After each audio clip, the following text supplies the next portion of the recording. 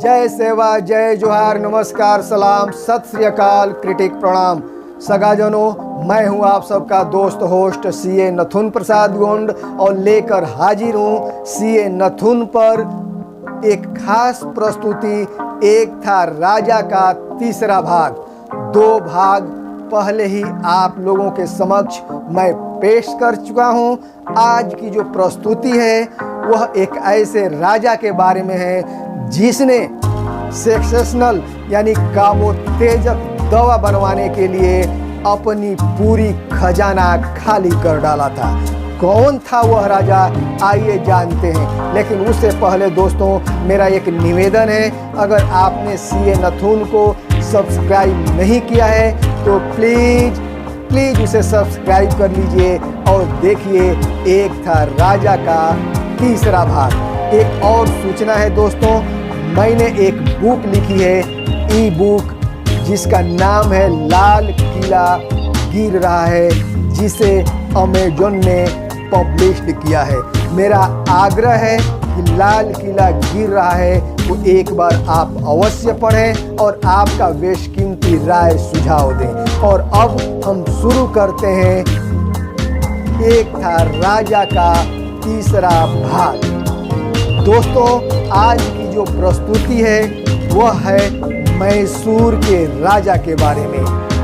कहा जाता है कि किसी मनीषी ने बतलाया था कि दुनिया की जितनी भी पावरफुल यानी प्रभावशाली औषधियां हैं, कामोत्तेजक औषधियां हैं, वो हीरो को पीस कर बनाई जाती हैं। फिर क्या था, मैसूर के राजा ने चाइना के एक वैद्य हकीम को बुलवाया था कामोत्तेजक दवा बनवाने के लिए। कहा जाता है कि उस चाइनीज मनीषी ने महाराजा मैसूर के राजा का खजाना खाली कर डाला था उस कामोत्तेजक औषधि को बनाने में।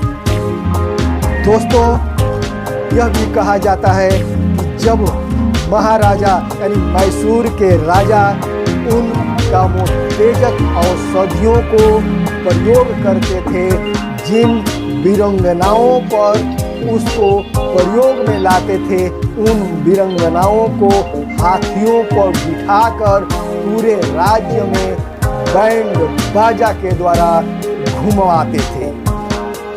दोस्तों, यह कोई काल्पनिक कथा नहीं है, यह हकीकत है और यह कहानी है मैसूर के राजा के बारे में कि मैसूर के राजा ने पावरफुल यानी प्रभावशाली कामोत्तेजक औषधि बनाने के लिए अपनी खजाना खाली कर डाला था।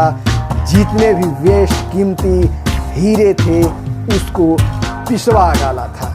दोस्तों, यह थी एक था राजा का तीसरा भाग, यानी कामोत्तेजक दवा में खजाना हुआ खाली। यहीं पर समाप्त होती है। हम फिर मिलेंगे एक था राजा सीरीज की चौथी प्रस्तुति के साथ में। तब तक के लिए आज्ञा दीजिए, हम फिर मिलेंगे। और जाते जाते पुनः आप लोगों से निवेदन है कि अगर आपने क्रिटिक यानी सीए नथुन को सब्सक्राइब नहीं किया है तो प्लीज उसे सब्सक्राइब कर लीजिए।